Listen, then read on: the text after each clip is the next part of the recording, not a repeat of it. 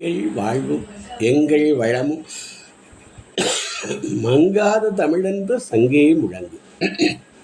அன்பர் பணி செய்ய என்னை அழக்கி விட்டு விட்டால் இன்ப நிலை தானே வந்தெய்தும் பராபரம்.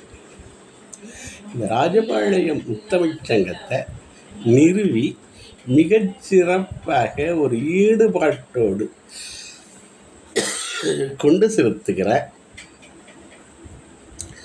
தமிழ் இலக்கியத்திலும் ஆன்மீக இலக்கியத்திலும் மிகுந்த ஆழங்கால் பட்ட அருமையான உரைகளை தந்து கொண்டிருக்கிற இதனுடைய நிறுவனர் இன்று அருமையான ஒரு வரவேற்புரையாற்றிய திருமிகு சரஸ்வதி அம்மையார் அவர்களையும் இதில் இணைந்துள்ள எங்கள் பெருமிதத்திற்குரிய கவிக்கோ ஐயா அவர்களையும் தன்னுடைய தலைமை உரைகளையும் பின்னூட்டத்திலும் ஒரு முத்திரை பதித்து அந்த உரையை செழுமைப்படுத்துகிற இனிய நண்பர் முனைவர் திருமிகு எவான்சலின் மனோகரன் ஐயா அவர்களையும் மிக சிறப்பான ஒரு கருத்துக்களை எல்லாம் சிந்தனை வீச்சோடு சொல்லுகிற கந்தரையா அவர்களையும் இந்த நிகழ்ச்சி ஒரு காற்றோடு கரைந்து போகாமல் அதை நிலைநிறுத்தி தருகிற, பின்னும் அதை நாம் கேட்க வாய்ப்பளிக்கிற, அதை பதிந்து தருகிற இனிய நண்பர் திருமிகு அசோகன் அவர்களுக்கும் மற்றும் அனைத்து சான்றோர்களுக்கும் என்னுடைய அன்பான வணக்கத்தையும் வாழ்த்துக்களையும் சொல்லி உரையத் தொடங்குகிறேன். இன்று ஐம்பெரும் காப்பியங்களில் ஒன்றான வளையாபதி. அந்த வளையாபதி காப்பியம் தக்கையாகிய பரணியில் சொல்கிறாரு, கவி அழகு பார்க்கணும்னா வளையாபதியில் பாருங்கன்னு சொல்கிறார் தக்கையாபரணியா ஆசிரியர். நமது தவக்குறைவால் இந்த நூல் கிடைச்சதெல்லாம் 72 பாடல்கள் தான். 72 பாடல்கள் தான். ஒரு காப்பியம்னு நம்ம தொகுத்திருக்காங்க, குண்டலகேசியும் காப்பியமும் தொகுத்திருக்காங்க. அங்கே இருக்கிறது வெறும் 13 பாடல்கள் தான் கிடைச்சிருக்கு. ஆனால் கிடைத்துள்ள ஒவ்வொரு பாடல்களும் ரத்தினம் போன்றவை. ஏன் ரத்தினம் போன்றவை? இவற்றை உரையாசிரியர்கள் எடுத்து ஆண்டுள்ளார்கள். நச்சினார்க்கினியர் தொல்காப்பியத்துக்கு உரை எழுதுகிற போது புறத்திரட்டு மாலை அப்படிங்கிறதுல தான் அதிகமான ஒரு மேற்கோளாக இது காட்டப்பட்டிருக்கு. பல உரை நூல்களில் இருந்து திரட்டப்பட்ட 72 பாடல்கள். இதற்கு ஒரு கதை சொல்கிறார்கள். அதையும் ஒரு ஓரிரு நிமிடத்தில் பகிர்ந்துகிறேன். நான் இன்று முக்கியமாக பதிவு செய்வது அதை ரசித்து மிக உணர்ந்து மகிழ்ந்து உவகையடைந்து, எத்தனை அடைமொழி சொல்கிறேன், அவ்வளவு சிறந்த இந்த பாடல்களை அறிவார்ந்த ஒரு நண்பர்களோட சான்றோர்களோட பகிர்ந்து கொள்ள வேண்டும். கிடைத்த வாய்ப்பு பெருவாய்ப்பு.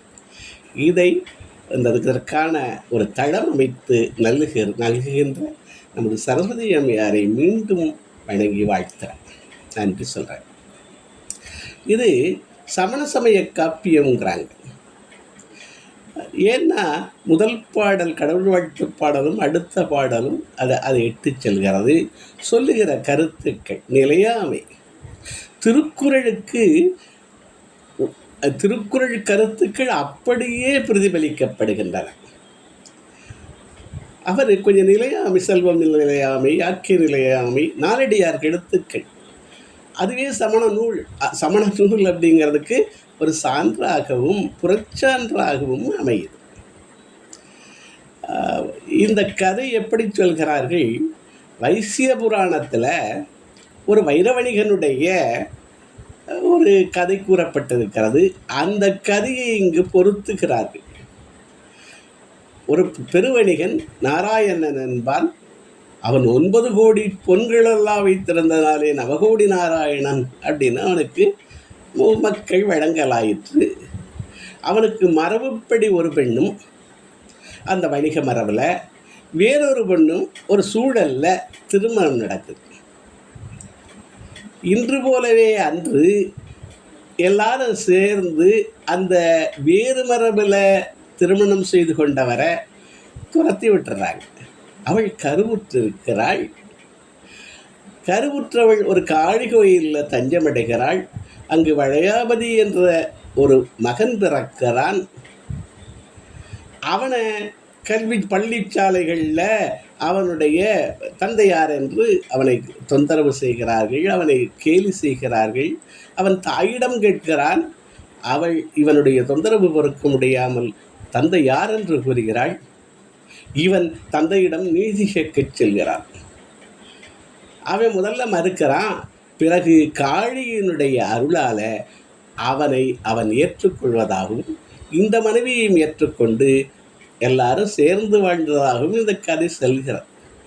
ஆனால் இந்த பல சான்றோர்கள் இந்த கதைக்கும் இந்த வளையாபதி கிடைத்த பாடல்களை வைத்து இதற்கு எந்த ஒரு சம்பந்தமும் இல்லை இங்கு என்றே சொல்கிறார்கள். ஏனென்றால் ஒரு இடத்துல கூட இந்த கதையினுடைய சம்பவம் இந்த 72 பாடல்களில் சொல்லப்படவில்லை, கிடைக்கல நமக்கு. ரெண்டாவதாக அதில் இந்த நிலையாமை, இந்த சமண கருத்துக்கள் அங்கே சிவனை கும்பிடுகிறான் அந்த நாராயணன் என்பார். அதுபோல வளையாபதி காளியை கும்பிடுகிறார். இதையெல்லாம் பார்க்கிற போது பல காரணங்களையும் சொல்லுகிறார்கள். அந்த முதல் பாடல், இரண்டாவது பாடல்களை எல்லாம் வைத்து இந்த கதை இப்பொழுது நாம் அறியப்பட்ட கதை அல்லது வழக்கில் உள்ள கதை வேறு. இந்த வளையாபதி கதை மிக ஒரு சிலப்பதிகாரம் போன்று மிகச் செழுமையான கதையாக இருந்திருக்க வேண்டும். இந்த நூல் இருந்திருக்க வேண்டும்.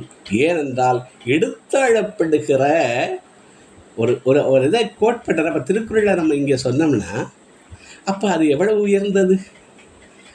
வேறொன்றை சொல்ல வருகிற போது இந்த நூலை பற்றி குறிப்பிடுகிறார்கள். அப்படி குறிப்பிட்ட பாடல் தான் 72 பாடல். இப்போ கடவுள் வாழ்த்து பாடல் எல்லா மரபு போல அதுவும் உலகம் என்று தொடங்குகிறது. உலகம் ஒன்றும் ஒருங்குடன் ஏத்து திலகமாய திறல் அறிவன்னடி. இந்த அறிவன்னடி அப்படிங்கிறத வைத்து சமண காப்பியம்னு சொல்கிறாங்க. அறிவன் என்னவா, உலகம் ஒன்றும், உலகம் என்று தொடங்குகிறது. உலகம் ஒன்றும் பிற எல்லா உலகம் யாவையும் சொல்லுகிறாரு. உலகம் அப்படிங்கிறது தான் கேட்குதுல, நடுவில் கால் வந்துருச்சு, கேட்குதா? உலகம் உலகம் உலகம் யாவையும் தாமுல வாக்கலும் திருக்குறளில் உலகு, அந்த உலகம் என்றே தொடங்குகிறார். உலகம் ஒன்றும் ஒருங்குடன், அப்படியே எல்லா மக்களும் எல்லா உயிர்களும் ஏத்து மாந்திலகம் திலகம் போன்ற அத்திலக வாசனை புகழ்னு சொன்னார். திலகம் ஆய திரள் அறிவன்னடி வழுவில் நெஞ்சமுடு. இந்த ஒரு வார்த்தை என்னை ரொம்ப கவர்ந்தது. வழுவில் நெஞ்சமுடு என்ன சொல்றாரு? மனத்துக்கண் மாசிலன்னாதல் அனைத்து அறன்னார். இந்த மாசில்லாத மனத்தோடு ஒன்றை செய்ய வேண்டும். இறைவனை வழங்குவதாக இருந்தாலும் சரி, யாருக்கு உதவுவதாக இருந்தாலும் சரி, வழுவில் நெஞ்சமுடு வாலிதின் ஆற்றவும் தொழுவல் தொல்வினை நீங்குக என்று யார்? தொழுவல் தொல்வினை எல்லாரும் என்ன நினைக்கிறாங்க? இந்த வினைப்பயனாலே தான், இந்த பிறவி பெருங்கடலாலே தான் அது நமது எல்லா மதங்களும் சொல்லுகிறது வினைப்பயனை. இந்த வினைக்கொள்கையை எடுத்துட்டா மதங்கள் எதுவுமே நிற்கப் போவதில்லை. அது போகட்டும். நீங்கள் நினச்சி பார்த்தா சொர்க்கம் என்று ஒன்றை எடுத்து விட்டால், எல்லா மறுமை நாள் என்று ஒன்றை சொல்லுகிறது. எல்லா மதங்களும் இந்த தொல்வினை நீங்குகிற அந்த வினைப்பயனாலே இதெல்லாம் வருது. அந்த பழைய எல்லாம் நீங்க வேண்டும். அந்த இப்போ அதுக்கு என்ன பண்ணணும்? புதிதாக நல்லதாக செய்யணும். இது இருக்கட்டும். அப்போ என்ன சொல்கிறாரு?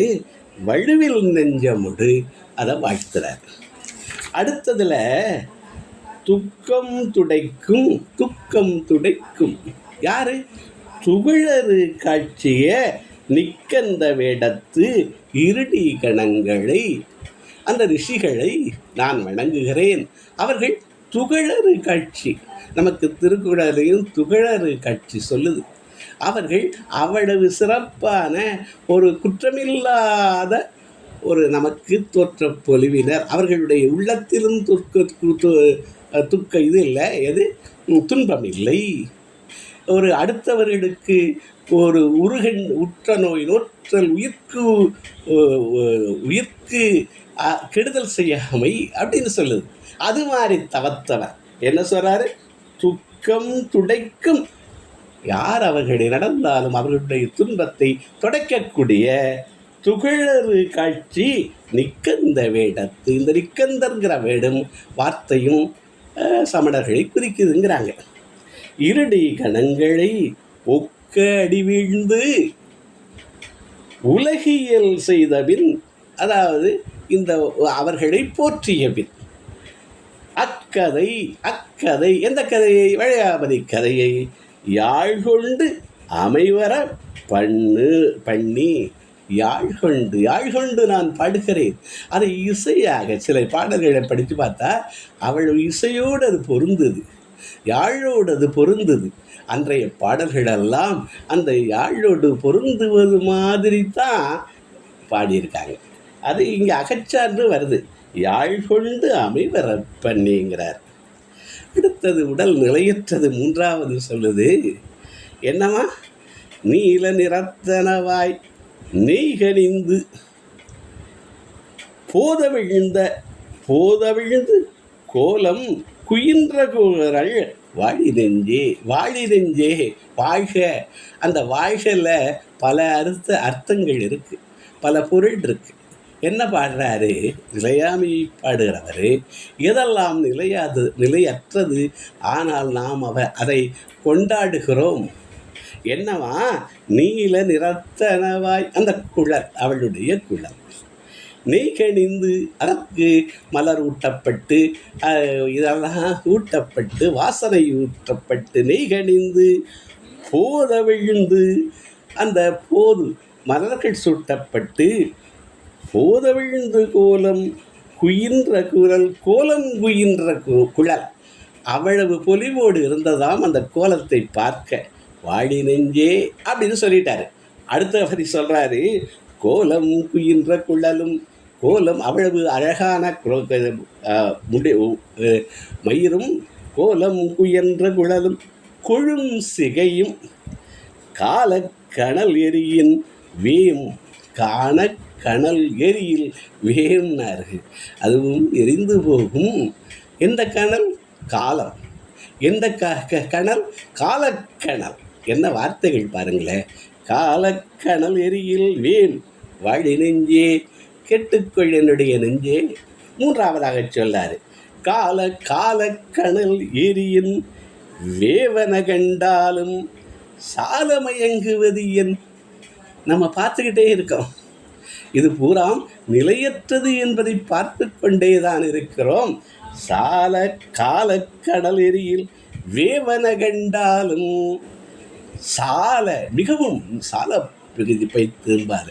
சாலமயங்குவது என் வாழி நெஞ்சமே ஏப்பா, பரிதாபத்திற்குரிய நிலையில் உள்ள என்னுடைய மனமே நீடு வாழ்வாயாக. அப்படி என்று அந்த பாடல் அழகாக இருக்குது. நிலையற்ற தன்மையை அழகோடு சொல்லி மறுபடியும் பாடத்தை படிக்கிறேன். நீல நிறத்தனவாய் நெய்கணிந்து போதவிழ்ந்து கோலம் குயின்ற குழல் வாடி நெஞ்சே கோலம் குயின்ற குழலும் கொழுஞ்சிகையும் காலக்கணல் எரியில் வேகக்கூடியது வாடி நெஞ்சே. காலக்கணல் எரியில் வேவன கண்டாலும் சாலமயங்குவது என் வாழி நெஞ்சேனார். அரச வாழ்வும் நிலையற்றதுன்னு அடுத்த பாடல் சொல்லுது. வித்தகர் செய்த விலங்கு முடி கவித்தார். வித்தகர் செய்த விலங்கு முடி, ஒளிர்கின்ற முடி, அதை கவித்தவர்கள். அந்த முடியை யார் செஞ்சா? பெரும் நிபுணர்களாலே செய்யப்பட்டது. வித்தகர் செய்த விலங்கு முடி கவித்தார். மத்தக மாண்பழிதல் கான் வாடி நெஞ்சே. அவர்களுடைய மாண்பெல்லாம் என்று யார் இருக்கிறார்கள்? வித்தகர் அணிந்த அந்த வித்தகர் செய்த விலங்கு முடி, அது அந்த அவர் கவித்தார். மத்தக மாண்பெழிதல் கான் வாடி நெஞ்சே. மத்தக மாண்பெழிதல் கண்டால் மயங்காதே உத்தம நன்னறிகள் நில். இதை கண்டு நீ உத்தம நன்னெறிகளிலே நில் வாடி நெஞ்சேனர். அந்த நெஞ்சத்தை கூப்பிட்டு சொல்கிறார். அதை வாழ்த்துவது மாதிரி பரிதாபத்துக்குரிய நெஞ்சை விடவும் நடக்கிறது. இந்த மன்னர்கள் எல்லாரும் அழிந்தார்கள். இருந்தாலும் அதை பார்த்து உத்தம நன்னறிகள் நில் வாடி நெஞ்சேனாரு. உத்தம நன்னறிக்கு நின்று ஊக்கம் செய்தியேல் சித்தி படரல் தெளி வாழி நெஞ்சே. அந்த உத்தம நெறிகளில் இருந்தால் உன்னுடைய சித்தி கிடைக்குங்கிறாங்க, முக்தி கிடைக்குங்கிறாங்க. நீ எண்ணியதை எண்ணியாங்கு எய்தலாம். எப்படி? உத்தம நெறிகளிலே நின்றால் வாழி நெஞ்சேன் பாடுறார். சிறப்புடையது இந்த மனித பிறவின்னு பாடுறார். அரிதறிது மானிடராய் பிறத்தல் அரிது சொன்னது மாதிரி.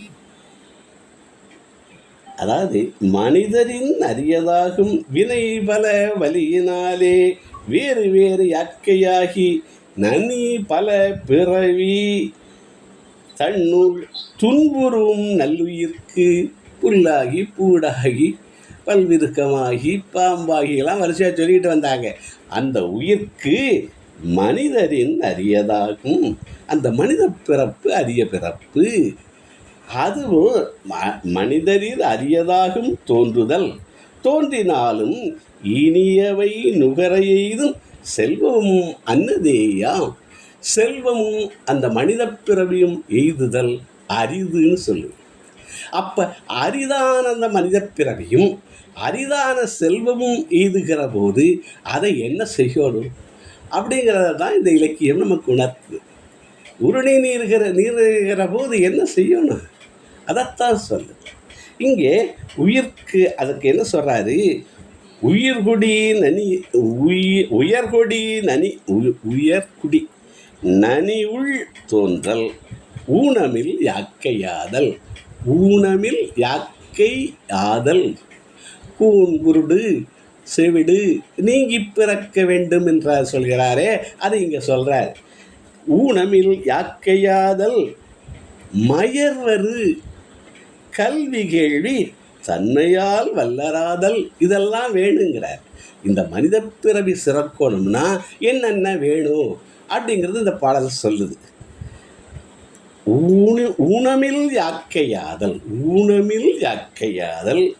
மயர்வரு கல்வி கேள்வி தன்மையால் வல்லராதல் பெரிதுணர் அறிவேயாதல். மெய்யுணர்வு பெரிதுணர்வு பெரிதினும் பெரிதுகள்னாங்க. அதெல்லாம் என்ன? அதெல்லாம் இந்த சமுதாயத்திற்கு நம்மளால் என்ன செய்ய முடியும்? பெரிது உணர் அறிவேயாதல் பேரறம் கோடல் என்றாங்கு அரிதுவை பெரிதலோடு பெற்றவர் மக்கள் என்பார். ஏவே மக்கள் ஏவே விலங்குன்னு சொல்லிடுறார். மக்கள் என்பார் ஏவே இவையெல்லாம் பெற்று கல்வியோடு அந்த கொடுத்தலோடு அந்த எவ்வளவு தன்மையும் பெரிது உணர்கிற அறிவோடு இருக்கிறவன் மக்கள். மற்றவர் நம்மளை பார்த்துக்கலாம். இதே மாதிரி அழகழகான பாடல்கள் பல நெறிகளை தொடர்ந்து சொல்லிக்கொண்டு வருகின்றன. அரிது மானிடராதல் அரிது ஞானமும் கல்வியும் நன்கூறும் ஆயினும் தானமும் தவமும் தரித்தல் அரிதே. அந்த அவையினுடைய பாடல் அப்படியே இதோடு பொருந்தி வருகிறது. தானமும் தவமும் தரித்தார்க்கு அல்லது வானவர் நாடு வழி திறவாரே நாங்க. அதே தான் இங்கே சொல்கிறார். பெண்களை பற்றி கற்புடைய மகளிரை உயர்வாகவும் பேசுகிறது, அந்த பொதுமை மகளிரை மிக தாழ்வாகவும் பேசுகிறது நூல். அதில் பல உவமைகள் நெஞ்சை அள்ளுவன. இப்போ கற்புடை மனைவியின் சிறப்பை சொல்கிறாரு. நாடும் ஊரும் நனி புகழ்ந்தேத்தலும். அப்படியே வள்ளுவம் அடுத்தாப்புல வரப்போகுது. அந்த அவளை நாடும் ஊரும் நனி புகழ்ந்து எத்தலும் பீடுறும் மழை பெய்கன பெய்தலும். பீடுறும் மழை, பெருமைமிக்க இந்த மழையானது, அதுக்கு நிறைய சொல்கிறோம் நம்ம திருக்குறளில். ஒரு மழை வேண்டிய காலத்து பெய்கிற மழை, பெய்யன பெய்யும் மழை, அப்படிலாம் சொல்கிறோம். இவங்க என்ன சொல்கிறாங்க? நாடும் ஊரும் நனி புகழ்ந்து எத்தலும் பீடுறும் மழை பெய்யன பெய்தலும் கூடல் அற்றவர் நல்லது கூறுங்கால் கூடல் ஆற்றவர் இணைந்தவர் இணையர் நல்லது கூறுங்கால் பாடுசாலமிகு பத்தினிக்காவதே அப்படின்னு சொல்கிறார். இவையெல்லாம் பத்தினிக்காவதே. இங்கே வாழ்க்கை துணை நிலம் என்ன சொல்லுதோ அது பூராத்தையும் சொல்கிறார். தற்காத்து தற்கொண்டாற்பிணியிலிருந்து இல்லதன் இல்லவள் மாண்பானால் தான் கேட்குறாங்க. உள்ளதன் இல்லவள் மானாக்கடையினாரே நாடும் ஊரும் நனி புகழ்ந்தேத்தலும் பீடுறு மழை பெய்யன பெய்தலும் இதையெல்லாம் பத்தினிக்காவதேனாரு. அடுத்தது, மகளிர் கற்புக்கு யார் காவலர்னு ஒரு கேள்வி வருது. 9வது பாடலில் மகளிர் கற்புக்கு யார் காவலர். இதில் அது கடைசியில் சொன்னாலும் மேலே ஒரு 3 வரிகள் எனக்கு ரொம்ப ஒரு மனதை தொட்டன. அவை என்ன? உண்டியில் காப்புண்டுனர். உணவில் நம்ம காப்புண்டு, நம்ம பார்த்து சாப்பிடலாம். மாறுபாடு இல்லாத உணவு மருத்துவனின் ஊறுபாடு இல்லை உயிர்க்கினாரு ஒவ்வாமை உண்டியில் காப்புண்டாம். உரு பொருள் காப்புண்டுனாரு. பொருளை சேர்க்கிறது மட்டும் இல்லை, காக்க தெரிந்தவனே பெரியவன், அவன்தான் சிறந்தவன். காக்க அந்த ஆகாறு அழவிட்டிதாய் எல்லாம் சொல்லுகிறது. அதை போகாறு அகழாமல் அதை காக்கிறவன் என்னமா? உண்டியில் காப்புண்டு ஊரு பொருள் காப்புண்டு. உண்டியில் காப்புண்டு வேற என்ன சொல்கிறாங்கன்னா, உணவுப் பொருட்கள் கெட்டு விடாதபடி பாதுகாத்து வச்சுக்கணுமா. உண்டியில் காப்புண்டு உருபொருள் காப்புண்டு கண்ட விழுப்பொருள் கல்விக்கு காப்புண்டுனாரு. நான் ரொம்ப யோசிச்சேன். விழுப்பொருள், கண்ட விழுப்பொருள் கல்விக்கு காப்புண்டுங்கிறாரு. கல்விக்கு காப்பு அது என்ன? கற்ற கல்வியை மறந்து விடாமல் கற்றபின் கற்கணிச்சு திருக்குறள் திரும்ப திரும்ப பவர் ஆஃப் ரிப்பட்டிஷன் நம்ம இப்போ சொல்லிக் கொடுக்குறோம். அப்போ கல்விக்கும் காப்புண்டு. ஓதுதல் ஓத்துக்குழல் அதெல்லாம் ஒரு பாடல் வரும் திருக்குறள்லையும். கல்விக்கு காப்புண்டு ஒவ்வொரு காப்பாக சொல்லிக்கிட்டு வர்றாரு. ஆனால் கற்புக்கு பார்த்துக்கிட்டே வாங்களே. உண்டியில் காப்புண்டு ஒரு பொருள் காப்புண்டு கண்ட விழுப்பொருள் கல்விக்கு காப்புண்டு பெண்டிரை காப்பது இளம் என்று ஞாலத்து கண்ட முழிந்தன கற்றறிந்தோரே. பெண்ணுக்கு அப்போ எது காப்பு? அதை என்ன சொல்கிறாரு? சிறை காக்கும் காப்பு எவன் செய்யும்? மகளிர் நிறை காக்கும் காப்பே தலை என்று வள்ளுவம் சொன்ன இலக்கணத்துக்கு இங்கே இலக்கியம் போல நான் சொன்னேன், நம்மளுடைய தவக்குறையால் அந்த முழுவதும் கிடைச்சா அந்த ஒவ்வொரு இடத்துலையும் அதை பொருத்தி பார்க்கலாம். இது எப்படி இலக்கியமாக இது அமைகிறது வளையாபதின்னு பார்க்கலாம். அப்போ பெண்ணுடைய கற்புக்கு காப்பு அவளே தான்னு சொல்கிறார். மற்றவைக்கெல்லாம் காப்பு உண்டு, இங்கு இளம்னு சொல்கிறார். அப்புறம் நிறைய வரிசையாக சொல்லிக்கிட்டே போகிறாரு. மக்கட்செல்வம் இல்லாத வாழ்க்கை, மக்கட்செல்வம் இல்லாத வாழ்க்கை. ரொம்ப அழகாக இருக்குது இந்த பாடல். 72 பாடலில் இந்த உலகியல் முழுவதுமே வந்துடுது எனக்கு பார்க்குற போது. பொறையிலா அறிவு ரொம்ப ரொம்ப சிறப்பாக இருக்கு. அறிவு பொறுமையில்லாத அறிவு. கடைசியில் மக்கள் செல்வம் இல்லாதவர்களை கூறப்போகிறார். ஆனால் அதற்கு முன்னுரையாக சொல்வன மிக மிகச் சிறப்பு. நான் சொன்ன முதல்ல காப்பு சொன்னது உண்டியில் காப்புண்டு, உருபொருள் காப்புண்டு, கல்வியில் காப்புண்டுன்னு சொன்னது மாதிரி இங்கே சொல்லிக்கிட்டு வர்றாரு. பொறையிலா அறிவு, பொறுமையில்லாத அறிவு. அறிவில் பொறுமை இருக்கணுங்கிறார். அது மிகவும் யோசிக்க வேண்டிய விஷயம். அந்த பொறாத அறிவு தான் தீயறிவாக இருக்குது. அதுதான் எல்லா தீமைகளுக்கும் காரணமாகிறது. பொறையில அறிவு போக புணர்விலா இளமை. இளமையில் போகமில்லை, புணர்வு இல்லாட்டி இளமையில் அவனுக்கெல்லாம் ஒரு திருமணம் இப்போவெல்லாம் நடக்க முடியலை. பல காரணங்களால், ஜாதகங்கிறாங்க, அதுங்கிறாங்க, இதுங்கிறாங்க, மரபுங்கிறாங்க. அவன் அன்றெல்லாம் திரைப்புனம் சென்றான், திருமணம் நடந்தது அப்படிலாம் சொல்கிறாங்க. இன்று எவ்வளவு பேர் இந்த போகப்புணர்வில்லா இளமையில் இருக்கான். அடுத்தது அவன் விடுகிற அந்த பெருமூச்சு, அவள் விடுகிற அந்த பெருமூச்சு, அதெல்லாம் சமுதாயத்தை எவ்வளவு தாக்கும் என்று நான் சில சமயங்களில் எண்ணி பார்க்க வேண்டது உண்டு. பொறையிலா அறிவு போக புணர்விலா இளமை மேல துறையிலா வனசவாவி தாமரை குழா.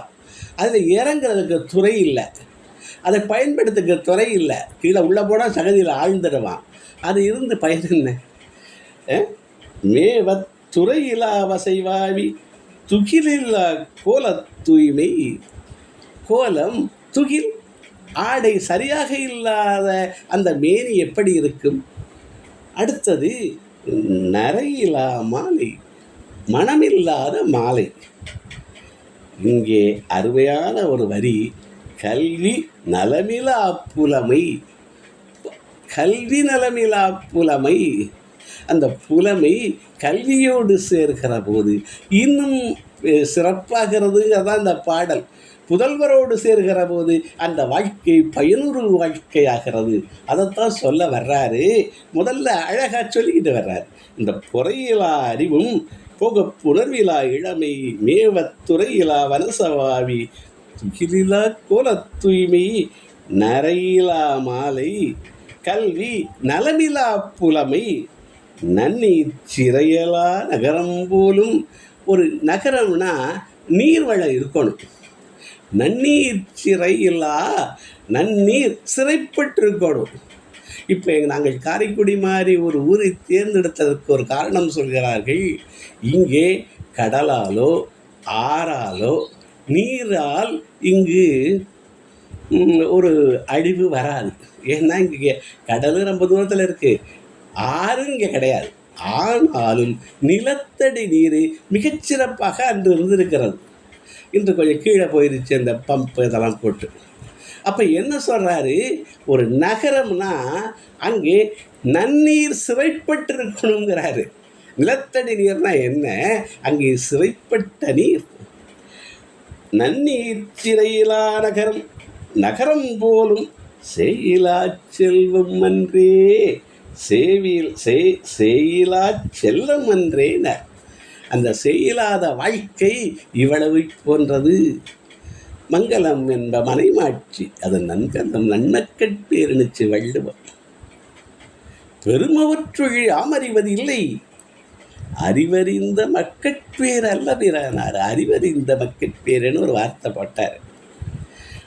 நழவென்பா சொல்லுது, பொன்னுடையரேனும் புகழுடையரேனும் மற்ற என்னுடையரேனும் உடையரோ. அவங்கதான் இதுவா உடையமையா? இன்னடிசில் புக்கழையும் தாமரை கை பூனாருமா.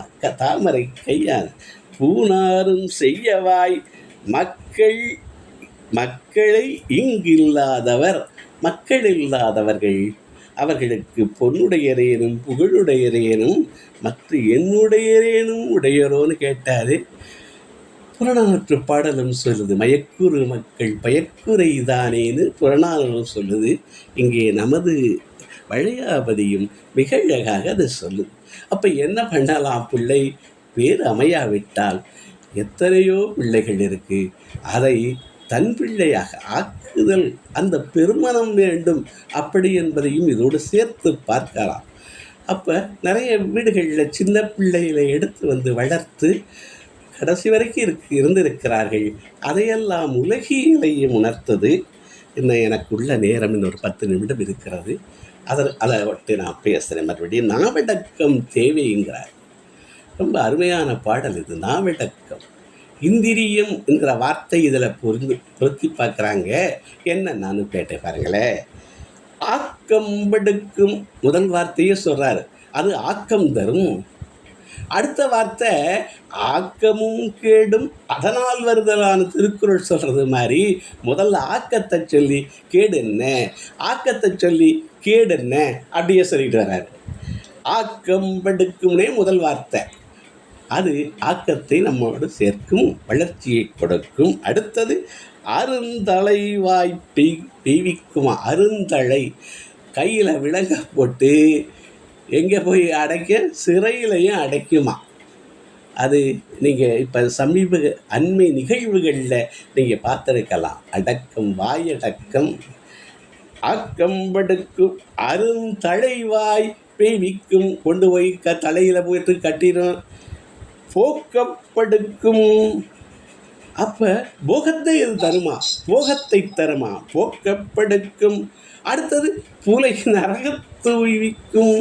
அந்த சொல்லை பற்றி அவ்வளோ அழகாக வருது. காக்கப்படுவன இந்திரியம் ஐந்தினும், இந்திரியம் ஐந்தினும் நாக்கு அல்லது இல்லை நனி பேணுமாறே. நனி பேணுமாறு, நனி பேணுமாறு. அதுக்கு தான் சொல்கிறாரு, யாகாவாராயினும் நாகாக்க காவாக்கால் சோகாப்பர் சுவல் இழுக்குப்பட்டு. அதை அக்கமும் கேடும் அதனால் வருதலாம். அப்படியே திருக்குறள் அங்கங்கே அப்படியே பொறுத்துக்கிட்டே போயிடலாம். நானலம் என்னும் நலனுடைமை சொன்னார். யானலத்துள்ளது அன்று. பெருமைக்குரிய இல்லறம் சொல்றார். தாரம் நல்வதம் தாங்கி தலை நின்மின், தாரத்தை நல்லவிதமாக நடத்தி தலை நில்லுங்கள். ஊரும் நாடும் ஒரு உவத்தல் ஒரு தலை. நீ அப்படி நல்ல இல்லறம் நடந்தால் ஊரும் நாடும் உவத்தல் உறுதிங்கிறார். ஒரு தலை. கடவுளும் வரவேற்பார்களாம். பிறன்மனை விரும்பக்கூடாது நிறைய சொல்றாரு.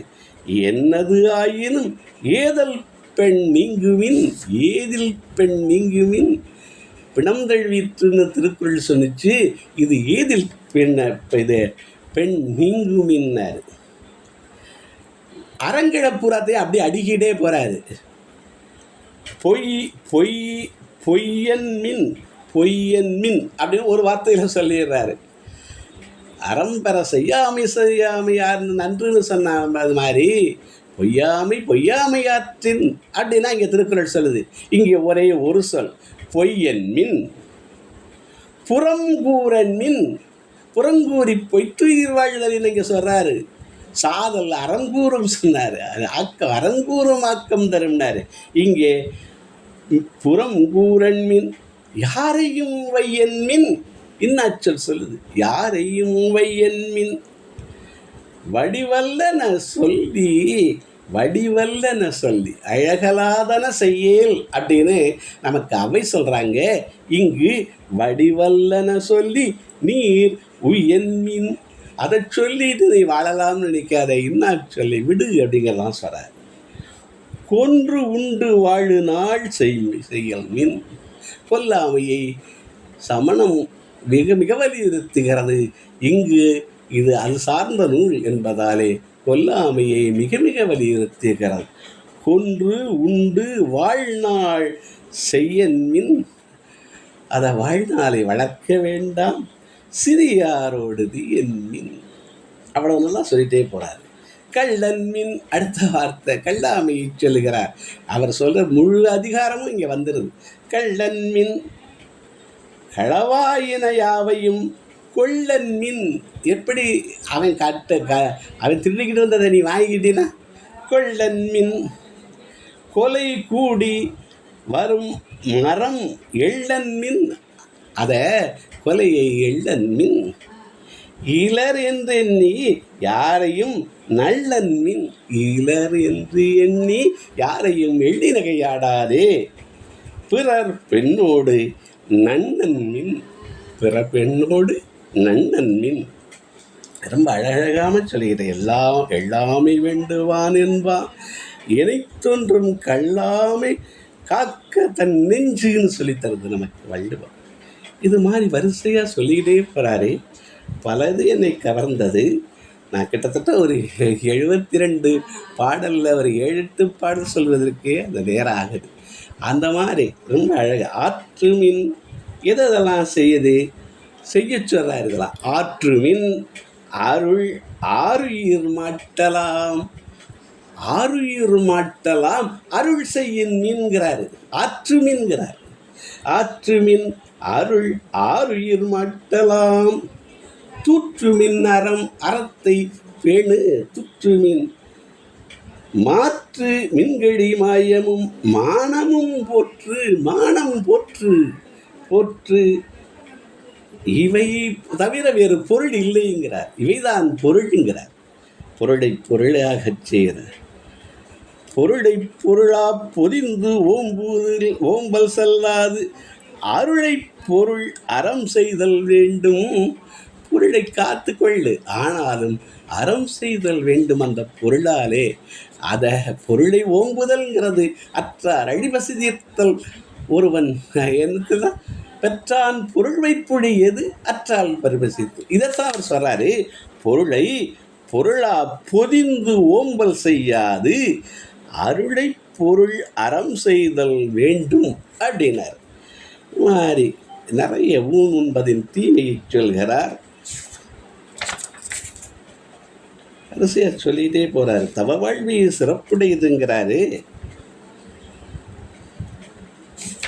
காமத்திற்கு கண்ணில்லைங்கிறார்.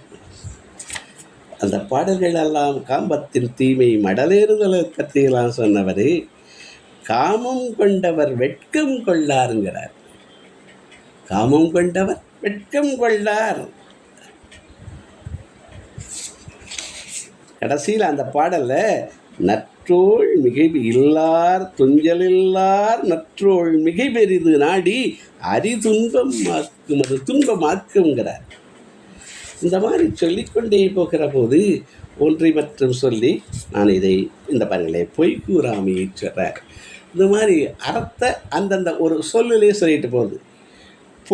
பொய்யின் நீங்குமின் பொய்யின்மை பூண்டு கொண்டு ஐயம் இன்றி அறநெறியாற்றுமின். பொய்யின் நீங்குமின்.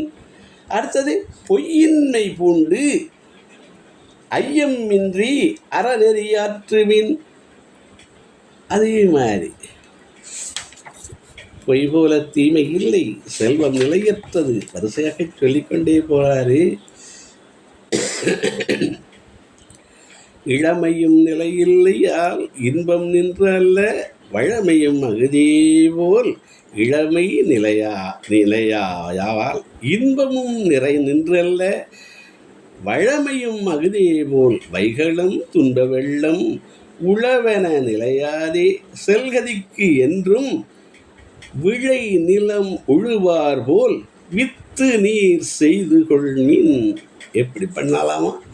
விளை நிலம் உழுவார் போல் வித்து நீர் செய்து கொள்மின். வித்து அதை விதை நெல்லை உழவர்கள் எப்படி காப்பார்களோ அதுபோல இந்த செல்வம் நிலையாமை உள்ளது, இளமை நிலையாமை உள்ளது. நீ இருக்கிற போது வித்து போல எப்படி சேர்த்துருக்காங்க அது மாதிரி அறம் செய்து அறத்தை சேர்த்துக்கொள்னு சொல்லுது. இதுபோல் மிக அருமையான பாடல்கள். நான் நிறைவாக ஒரு பாடல், அது இயற்கை வளம் பாடல். இந்த நூல் காப்பிய நலம் என்பதற்காக இவ்வளவும் சொல்ல வரேன். நம்ம மருதம் இருக்கு வீற்றிருக்குமாதோ அப்படி என்று கம்பன் கூறியது போல இங்கு எப்படி இருக்கு பாருங்களே. சென்னல் கரும்பினோடு இகழும். சென்னல் எப்படி ஆயிடுச்சான், கரும்பளவு வளர்ந்துச்சான், சாரி அவ்வளவு வளர்ந்துச்சா. சென்னல் கரும்பினோடு இகழும். சரி, கரும்பு என்ன பண்ணுச்சு? தீஞ்சுவை கண்ணல் கரும்புதான் கமுகை காய்ந்தழும். பாக்கு மரம் உயரத்துக்கு கரும்பு போச்சான். சென்னல் என்னாச்சு? சென்னல் கரும்பினோடு இகழும் தீஞ்சுவை கண்ணல் கரும்புதான் கமுகை காய்ந்தழும். சரி, கமுகுக்கு என்ன வேலை? அது என்ன பண்ண முடியும் அடுத்தது? இன்னவை காண்கிலன் என்று, இவைகளெல்லாம் பார்க்க முடியல என்று பூகமும் முன்னிய முகில்களன் முசும்புதைக்குமே. இது மேகத்தை போய் முட்டுச்சான். சென்னல் கரும்பு அளவு வளர்ந்ததான், கரும்பு கமுகு அளவு வளர்ந்து கமுகை முட்டியதாம். கமுகுக்கு வேற வழி தெரியல, இவைங்களெல்லாம் பார்க்க மாட்டேன்னு மேகத்தை போய் முட்டுச்சுன்னு எழுதினார். இது மாதிரி இதுக்கு சேக்கிழாரும் இதை எழுதியிருக்காருன்னு உரையாசிரியர் எழுதுகிறாரு. கரும்பல்ல நெல்லென்னாம் கமுகல்ல கரும்பென்னாம் கரும்பல்லி குடைநீழ துகளல்ல பகலெல்லாம் அரும்பல்ல முளையென்ன மடந்தையர்கள் வயலெல்லாம்னு அது சொல்ல வர்றாரு.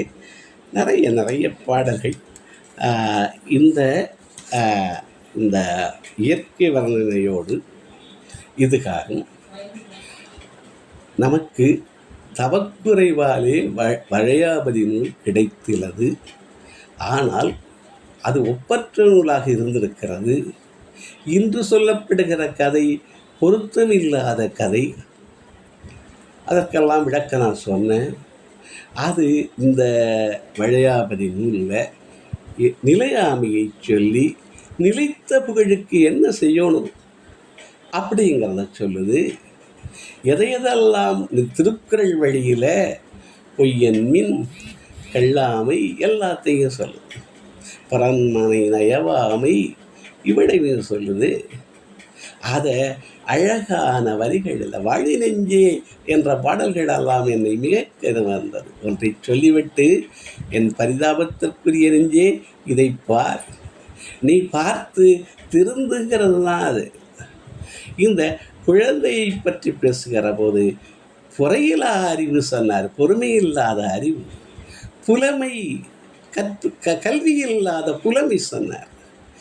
ஒவ்வொன்றும் படிக்க அது பல படிப்பினைகளை நமக்கு தருகிறது என்ற ஒரு சொற்களோடு இதுகாரம் மிக அருமையாக இதை செவிபடித்த உங்கள் ஒவ்வொருவரையும் இருகரம் கூப்பி வணங்கி உங்களுடைய மேலான கருத்துக்களை எதிர்பார்க்கிறேன். நன்றி, மிக்க நன்றி. நன்றி ஐயா, மிகச் சிறப்பானதொரு